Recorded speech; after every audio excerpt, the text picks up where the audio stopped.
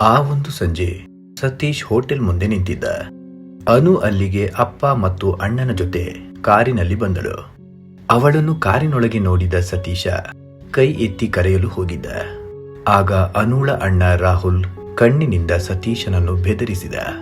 ಅಪ್ಪ ಶ್ರೀನಿವಾಸ್ ಅನುಗೆ ಹೇಳಿದರು ಅವನ ಜೊತೆ ಮತ್ತೆ ಮಾತಾಡಬೇಡ ಅಂತ. ಅದನ್ನು ಕೇಳಿದ ಅನು ಕಣ್ಣಲ್ಲಿ ನೀರು ಮತ್ತು ಅವಳು ಮೌನದ ಮೊರೆ ಹೋದಳು. ಕಾರು ಮುಂದೆ ಹೊರಟಿತು. ಸತೀಶ ಆ ಒಂದು ಕ್ಷಣ ಆ ಜನಸಾಗರದ ಮಧ್ಯೆ ಒಂಟಿಯಾಗಿ ನಿಂತಿದ್ದ. ಕೆಲಸ ಇಲ್ಲ, ಹಣ ಇಲ್ಲ, ಗೌರವ ಕೂಡ ಇಲ್ಲದಂತಾಗಿತ್ತು. ಅಂತಹ ಕಷ್ಟಕರ ಸಮಯದಲ್ಲೂ ಗೆಳೆಯ ಪುಟ್ಟ ಮಾತ್ರ ಜೊತೆಯಲ್ಲಿ ನಿಂತಿದ್ದ ಮತ್ತು ಹೇಳುತ್ತಿದ್ದ, ಸತೀಶ ಬಾ ನನ್ನ ಜೊತೆ, ಬೇರೆ ಕೆಲಸ ಹುಡುಕೋಣ. ಆದರೆ ಸತೀಶನ ಮನಸ್ಸು ಮುರಿದು ಹೋಗಿತ್ತು. ಅವನು ಕುಡಿತಕ್ಕೆ ಅಂಟಿದ್ದ. ಮೊದಲ ಬಾರಿ ನೋವು ಮರೆಸಲು. ಮತ್ತು ಒಂದು ರಾತ್ರಿ ಅವನು ನಡು ರಸ್ತೆಯಲ್ಲಿ ಕೂತು ಅಳುತ್ತಿದ್ದ.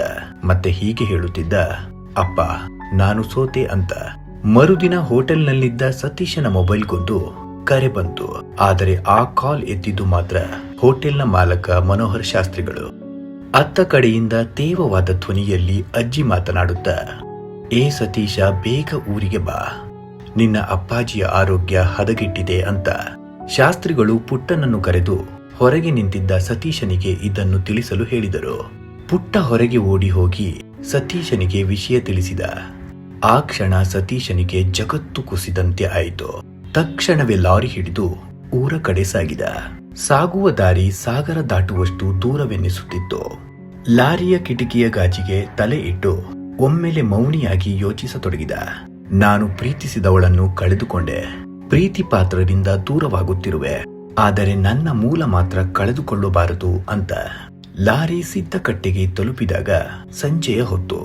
ರಸ್ತೆಯ ಒಂದು ಪಕ್ಕದಲ್ಲಿ ಲಾರಿಯಿಂದ ಇಳಿದ ಸತೀಶನಿಗೆ ತನ್ನೂರಿಗೆ ಸ್ವಾಗತ ಕೋರಿದ್ದು ಮಾತ್ರ ರಸ್ತೆಯ ಇನ್ನೊಂದು ಪಕ್ಕದಲ್ಲಿ ಕಾರ್ನೊಳಗೆ ಕೂತಿದ್ದ ಅನು ಅವಳ ಅಣ್ಣ ರಾಹುಲ್. ಮೊದಲೇ ಸಮಸ್ಯೆಗಳ ಸರಮಾಲೆಗಳನ್ನು ಹೊತ್ತಿದ್ದ ಸತೀಶನಿಗೆ ರಾಹುಲ್ನನ್ನು ತನ್ನ ಊರಿನಲ್ಲಿ ಕಂಡಿದ್ದು ಆಶ್ಚರ್ಯ ಎನ್ನಿಸಿದರೂ ಕೂಡ ಅವನು ಏನು ನಡೆಯುತ್ತಿದೆ ಅನ್ನುವುದನ್ನ ಯೋಚಿಸುವ ಶಕ್ತಿ ಕಳೆದುಕೊಂಡಿದ್ದ. ತಲೆ ಕೆಳಗೆ ಹಾಕಿ ರಸ್ತೆಯನ್ನು ದಾಟಲು ಮುಂದಾಗುವಷ್ಟರಲ್ಲಿ ರಾಹುಲ್ ಕಾರು ರಕ್ಕಸನಂತೆ ಭೋರ್ಗರೆಯುತ್ತಾ ಸತೀಶ್ನ ಕಡೆ ವೇಗ ಹೆಚ್ಚಿಸುತ್ತಿತ್ತು. ಸತೀಶ ತನ್ನ ಕಣ್ಣು ಮಿಟುಕಿಸಿ 2 ಹೆಜ್ಜೆ ಪಕ್ಕಕ್ಕೆ ಇಟ್ಟಿದ್ದ. ಅಷ್ಟರಲ್ಲಿ ಇನ್ನೊಂದು ಲಾರಿ ರಾಹುಲ್ನ ಕಾರನ್ನು ಗುದ್ದಿ ರಸ್ತೆ ಬದಿ ಇದ್ದ ಕಂದಕಕ್ಕೆ ತಳ್ಳಿತು. ಏನಾಯ್ತು ಅನ್ನುವಷ್ಟರಲ್ಲಿ ರಸ್ತೆಯ ಪಕ್ಕದಲ್ಲಿ ಸತೀಶ ಬಿದ್ದಿದ್ದರೆ ರಾಹುಲ್ ಮಾತ್ರ ಕಾರ್ನೊಳಗೆ ರಕ್ತದ ಮಡುವಿನಲ್ಲಿ ಒದ್ದಾಡುತ್ತಿದ್ದ. ಸತೀಶನ ಮುಗ್ಧತೆಗೆ ದೇವರು ಕೂಡ ದಂಗಾಗಿದ್ದ.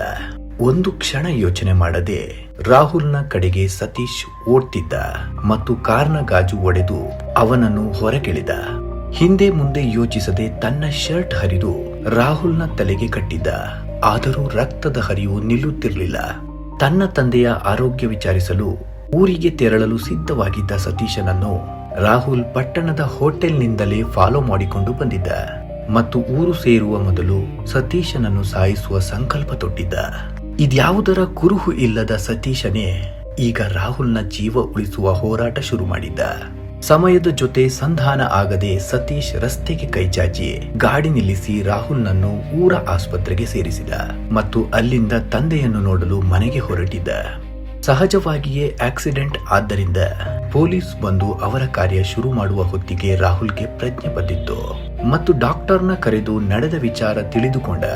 ಸತೀಶ್ ತನಗೆ ಆಸ್ಪತ್ರೆಗೆ ಸೇರಿಸಿ ರಕ್ತ ನೀಡಿ ಜೀವ ಕಾಪಾಡಿದ ವಿಷಯ ಮಾತ್ರ ರಾಹುಲ್ನ ಹೃದಯ ಕಲುಕುತ್ತಿತ್ತು.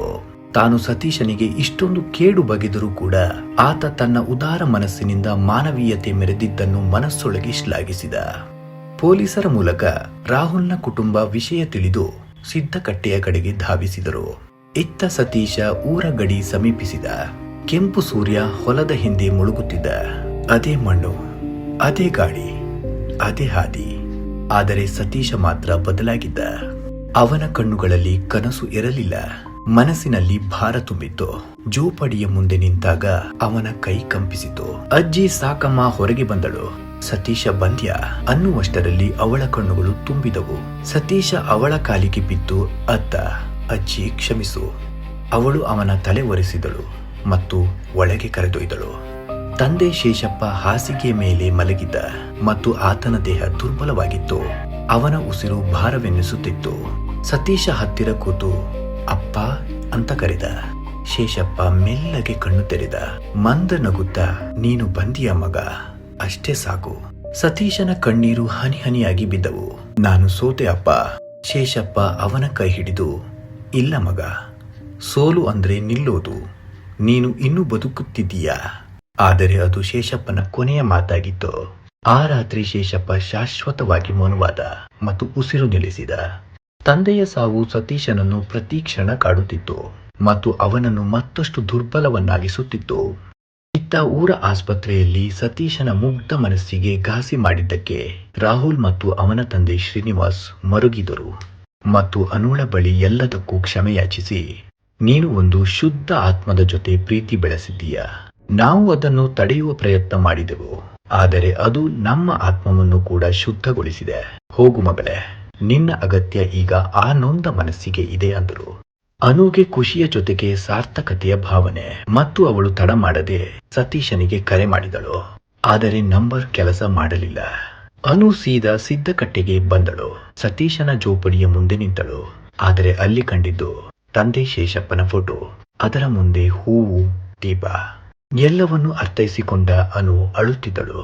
ಆಗ ಸತೀಶ ಹೊರಗೆ ಬಂದ. ಅವಳು ಮುಂದೆ ನಿಂತಳು. ನನ್ನನ್ನು ಕ್ಷಮಿಸು ಎಂದು ಕಾಲು ಹಿಡಿದಳು ಮತ್ತು ನಡೆದೆಲ್ಲ ವಿಚಾರ ವಿವರಿಸಿದಳು. ಆದರೆ ಸತೀಶ ಮೌನಕ್ಕೆ ಮುಖ ಮಾಡಿದ್ದ. ನಾನು ನಿನ್ನ ಪ್ರೀತಿಸಿದ್ದೆ, ಆದರೆ ಹೋರಾಡಲಿಲ್ಲ ಎಂದು ಅನು ಅತ್ತಳು. ಸತೀಶ ನಿಧಾನವಾಗಿ ಹೇಳಿದ, ಕೆಲವೊಮ್ಮೆ ಪ್ರೀತಿ ಇದ್ದರೂ ಸಮಯ ಇರಲ್ಲ. ಅನುವನ್ನ ಸ್ವೀಕರಿಸುವ ಯೋಚನೆ ಕೂಡ ಸತೀಶನ ಮನಸ್ಸು ಮಾಡಲಿಲ್ಲ. ಅಷ್ಟೇ, ಅನು ಭಾರದ ಮನಸ್ಸಿನಿಂದ ಹಿಂತಿರುಗಿದಳು. ಅವಳ ಕಣ್ಣುಗಳಲ್ಲಿ ಪಶ್ಚಾತ್ತಾಪ. ಆದರೆ ಸತೀಶ ಆ ಹಳ್ಳಿಯಲ್ಲಿ ಉಳಿದ. ತಂದೆಯ ಹಳೆ ಅಂಗಡಿಯನ್ನ ಪುನಃ ತೆರೆದ. ಸಣ್ಣದಾಗಿ ಕಷ್ಟಪಟ್ಟು ಅಜ್ಜಿಯ ಜೊತೆ ಬದುಕು ಮುಂದುವರಿಸಿದ. ಒಂದು ಸಂಜೆ ಹೊತ್ತಿಗೆ ಹೊಲದ ಅಂಚಿನಲ್ಲಿ ಕೂತು ಸೂರ್ಯಾಸ್ತ ನೋಡುತ್ತಿದ್ದ ಮತ್ತು ಅವನು ಯೋಚಿಸುತ್ತಿದ್ದ, ನಾನು ಪ್ರೀತಿ ಕಳೆದುಕೊಂಡೆ, ತಂದೆಯನ್ನು ಕಳೆದುಕೊಂಡೆ, ಆದರೆ ಮಾನವೀಯತೆ ಕಳೆದುಕೊಳ್ಳಲಿಲ್ಲ. ಅವನು ಅಜ್ಜಿಯ ಬಳಿ ಹೇಳಿದ, ಅಜ್ಜಿ, ನಾನು ಮತ್ತೆ ಹಾರಲ್ಲ, ಇಲ್ಲೇ ನೆಲಕ್ಕೆ ಬೆಳೆದು ಬದುಕ್ತೀನಿ. ಆಗ ಅಜ್ಜಿಯ ಮುಖದಲ್ಲಿ ನಗು ಬೀರಿತ್ತು ಮತ್ತು ಸತೀಶನಿಗೆ ಹೇಳಿದಳು, ನೀನು ಈಗ ಹಾರ್ತಾ ಇದ್ದೀಯ ಮಗ, ನಿನ್ನ ಅಪ್ಪಾಜಿ ನಿನಗೆ ರೆಕ್ಕೆಯಾಗಿದ್ದಾನೆ. ಸತೀಶ ಆಕಾಶದೆಡೆಗೆ ಮುಖ ಮಾಡಿದ ಮತ್ತು ತೃಪ್ತನಾಗಿ ಗೂಡು ಸೇರಿದ. ಇದು ಸತೀಶನ ಕತೆ, ಯಶಸ್ಸಿನ ಕತೆ ಅಲ್ಲ, ಅದು ಬದುಕಿನ ಕತೆ, ಪ್ರೀತಿಯ ಕತೆ, ನಷ್ಟದ ಕತೆ, ಮೌಲ್ಯದ ಕತೆ. ಗೂಡಿನಿಂದ ಹಾರಿದ ಹಕ್ಕಿ ಮತ್ತೆ ಗೂಡಿಗೆ ಬಂತು, ಆದರೆ ಗಾಯಗಳೊಂದಿಗೆ, ಜ್ಞಾನದೊಂದಿಗೆ ಮತ್ತು ಮೌನ ಗೌರವದೊಂದಿಗೆ. ಸ್ನೇಹಿತರೆ, ಈ ಕತೆಗೆ ಇಲ್ಲಿ ಸಮಾಪ್ತಿ ಹೇಳುತ್ತಾ ಮತ್ತೊಮ್ಮೆ ಮುಂದೆ ಸಿಗೋಣ. ನಮಸ್ಕಾರ.